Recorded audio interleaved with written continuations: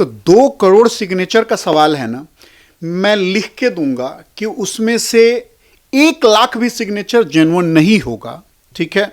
और 1 लाख छोड़िए, मैं कहता हूं 10,000 छोड़िए, 1,000 भी नहीं होगा जेन्युइन। कहा कि पब्लिक जानना चाहती है कि आखिर आपने वाड्रा जी का साइन कहां लिया है, कौन से नंबर पे। जो सबसे बड़े, एक्चुअली सबसे बड़े किसान तो वही हैं, क्योंकि ऐसा ग्रोथ किसी और किसान ने, मुझे नहीं लगता है कि मेरे नॉलेज में किया होगा। जो 50 लाख की जमीन खरीद के 300 करोड़ में बेच देते हैं, तो इतना ग्रोथ अगर हर किसान का हो जाए, इसका 10% क्या, इसका मैं कहता हूं 1% ग्रोथ अगर भारत के हर किसान को अगर मिल जाए, अगर हर किसान अगर 1% इसका ग्रोथ कर ले कि 50 लाख में जमीन खरीद करके उसी डीएलएफ से जमीन खरीदो, उसी डीएलएफ को बेच के 350 और 400 करोड़ अगर आप बना लेते हो, तो मैं कहता हूं अगर 350 400 करोड़ का अगर 1% भी हम मानते हैं, तो समझिए हमारा किसान, पूरे देश का किसान आज लखपति नहीं करोड़पति होगा। सर, आज किसानों के नाम पे जिस तरीके से राहुल गांधी ने ज्ञापन सौंपा है राष्ट्रपति रामनाथ कोविंद जी को, और उन्होंने उसके बाद ये भी कहा है कि ये जो कानून है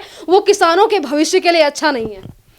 देखिए, ये किसानों के भविष्य के लिए अच्छा है या नहीं है, ये राहुल गांधी जी डिसाइड नहीं कर सकते हैं, जिनको मंदबुद्धि भी कहा जाता है, पप्पू भी कहा जाता है, और प्रत्यक्ष को प्रमाण की आवश्यकता नहीं होती है। वो जैसे जैसे कार्य किए हुए हैं, देखिए ऐसे ही गूगल में ट्रेंड नहीं करते पप्पू के नाम से वो।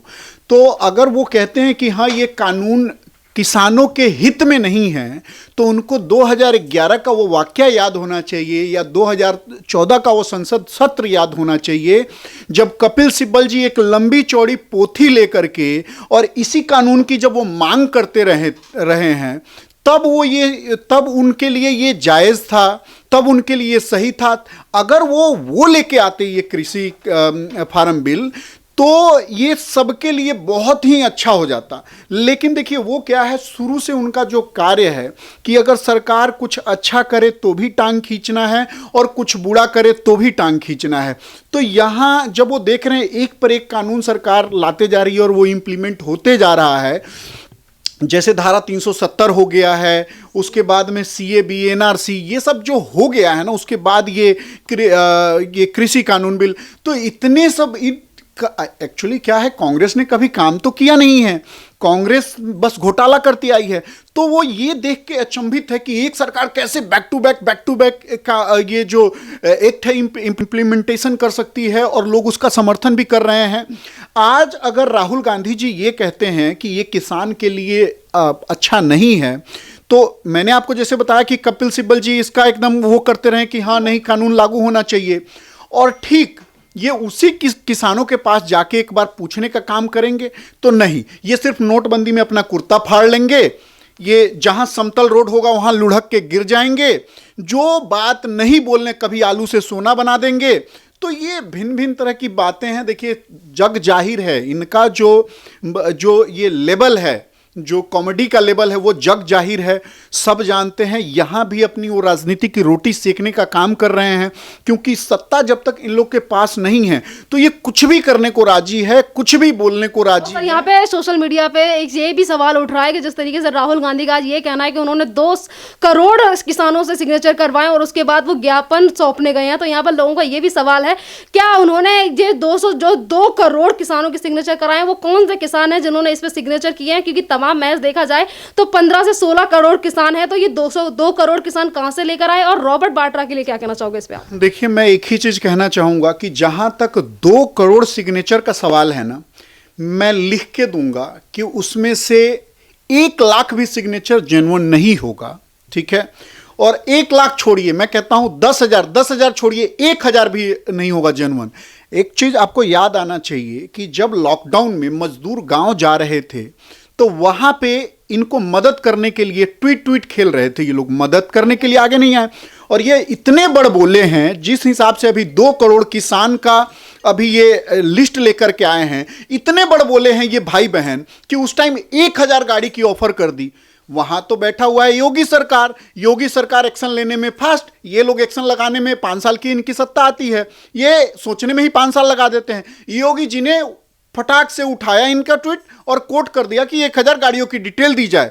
अब ये लोग अपनी मुंह कहां छुपाए, इनके मुंह में कालिक पुत गई और ये 1000 के जगह पे 100 गाड़ियों का भी विवरण नहीं दे पाए। और तो क्या किए, ऑटो का, स्कूटर का, बस का, एम्बुलेंस का कोई भी नंबर उठा करके दे दिए। तो ये जग जाहिर है कि ये लोग, इनके जो आंकड़े, जो 2 करोड़ के आंकड़े हैं, और बिल्कुल आपने सही कहा कि पब्लिक जानना चाहती है कि आखिर आपने वाड्रा जी का साइन कहां लिया है, कौन से नंबर पे। जो सबसे बड़े, एक्चुअली सबसे बड़े किसान तो वही हैं, क्योंकि ऐसा ग्रोथ किसी और किसान ने, मुझे नहीं लगता है कि मेरे नॉलेज में किया होगा। जो 50 लाख की जमीन खरीद के 300 करोड़ में बेच देते हैं, तो इतना ग्रोथ अगर हर किसान का हो जाए, इसका 10% क्या, इसका मैं कहता हूं 1% ग्रोथ अगर भारत के हर किसान को अगर मिल जाए, अगर हर किसान अगर 1% इसका ग्रोथ कर ले कि 50 लाख में जमीन खरीद करके उसी डीएलएफ से जमीन खरीदो, उसी डीएलएफ को बेच के 350 और 400 करोड़ अगर आप बना लेते हो, तो मैं कहता हूं अगर 350 400 करोड़ का अगर 1% भी हम मानते हैं,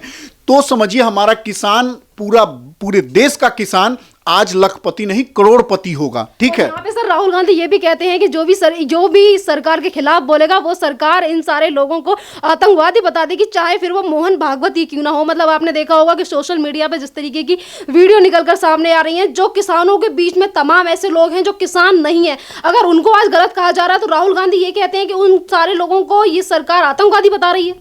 देखिए, कहावत है चोर चोर मौसेरे भाई। ये जो वहां भीड़ इकट्ठा है, उस भीड़ के अन्नदाता कौन है? मैं मानता हूं जय जवान जय किसान, हमें किसान का सम्मान करना चाहिए, हमें किसान का सम्मान करना है। हमें कांग्रेस जैसे एक बहुत बड़ी पॉलिटिक्स पार्टी जो बैकएंड से सपोर्ट करती है आतंकवादी को, और बैकएंड से सपोर्ट करती है कि हाँ, मतलब एक अलग तरह के विचारधारा, एक लेफ्ट लिबरल का गैंग जो ये इकट्ठा कर रखी है, और कांग्रेस जो फंडिंग करती है। आपको याद होगा कि कुछ दिन पहले इसी किसान रैली से इंदिरा गांधी को गोली मार दी हमने और मोदी को मारेंगे, तब ये लोग चुप हो गए। क्यों? क्योंकि इनका ही दामन दागदार होता नजर आ गया कि हाँ भाई, ये लोग तो फिर इसको संभाले कि नहीं, इसमें थोड़ा लेट करके ये दिखाए लोगों को। एक्चुअली इनका सारा ऑर्गेनाइजेशन इन्हीं का सारा ऑर्गेनाइज किया हुआ, और वो कैसे किसान हो सकते हैं? मैं आपसे पूछना चाहता हूं, आपको ये चीज तो जरूर पता होगा कि आज किसान ने कर्ज ना चुकाने की वजह से फांसी हत्या कर ली है। आज किसान अच्छा फसल नहीं होने के कारण अब फांसी लगा लिया है। लेकिन एक चीज बताइए, उस किसान के अगेंस्ट में उस किसान के साथ किसी को खड़ा होते देखा है क्या? कभी भी कांग्रेस को डोनेशन देते देखा हुआ है कि हाँ, कोई किसान परेशान है तो उस जगह डोनेशन दे दे, या कोई भी? मैं आज उन लोगों से पूछना चाहता हूं कि ये लोग कौन हैं जो यहां पे मसाज चेयर लगवा रहे हैं? वो जो गद्दे, जो किसान आज तक अपने घर पे दरी और चादरों पे सोते हैं, अगर सही किसान के पास आप जाइएगा ना, उनके पास ये सुख सुविधाएं नहीं होती है जो शहर के लोग हैं, जो यहां पे आपको मिल रहा है, जो बैक सपोर्ट के साथ कुशन, जो कोई भी किसान कभी अफोर्ड नहीं कर सकता है, जो विदेश का बर्फी जो कोई भी किसान नहीं अफोर्ड कर सकता है, जो महंगे महंगे ड्राई फ्रूट्स हैं, और तो और एक लेफ्ट वामपंथ का पत्रकार है, मुझे उसका नाम अभी लोगों ने बहुत मारा है उसको, जो दूसरे किसान हैं, हाँ एक है, तो उसने दिखा रहा है वहां पे हीटर फ्री दिए जा रहे हैं कि किसान आए और हीटर अपना लेके जाए। वहां कौन नहीं जाएगा?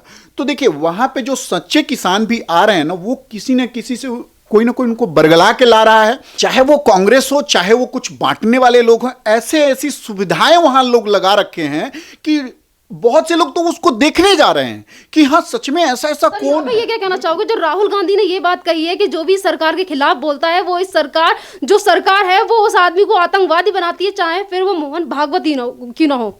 देखिए, आप अगर देश के खिलाफ बोलेंगे तो जाहिर सी बात है, अगर खिलाफ बोल रहे हैं तो आपको आतंकवादी कहा जाना चाहिए। आखिर क्यों नहीं कहा जाना चाहिए? जिस देश में हैं आप, जो देश आपको हर चीज दे रहा है, आप उसी के खिलाफ बोल रहे हो। हाँ, आप अपोज करो, ऑपोजिशन में हो, आप अपोजिशन में आवाज उठाओ। हमारे देश के खिलाफ अगर बोलोगे, हमारे देश के खिलाफ आप टुकड़े टुकड़े का नारा लगाओगे, हिंदुत्व के लिए आप नारा लगाओगे, हमारे पीएम को मारने की आप साजिश करोगे, तो जाहिर सी बात है आपके लिए आपको आतंकवादी बोला जाएगा।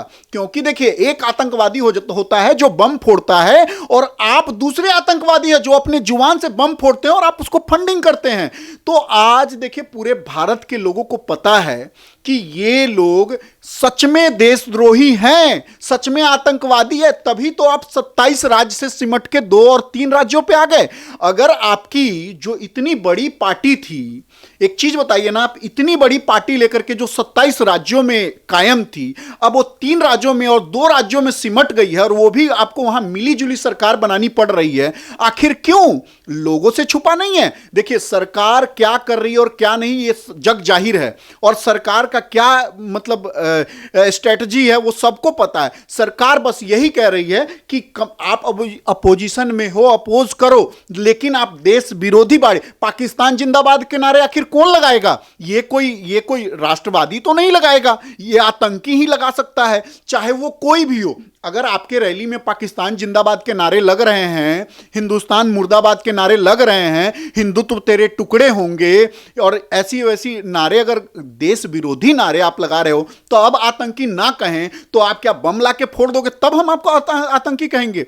तो देखिए, यहां पे मुद्दा साफ क्लियर है और लोग जागे हुए हैं। अभी फिलहाल जो है, लोग अगर नहीं जागे हुए रहते तो यही जो फार्मर प्रोटेस्ट झूठा चल रहा है, आपने यहां देखा ना क्या हुआ था, ये जो शाहीन बाग हुआ था, शाहीन बाग आखिर खत्म होते होते एक दिल्ली राइट में बदल गया, और कितने लोग मरे आपको तो पता ही है।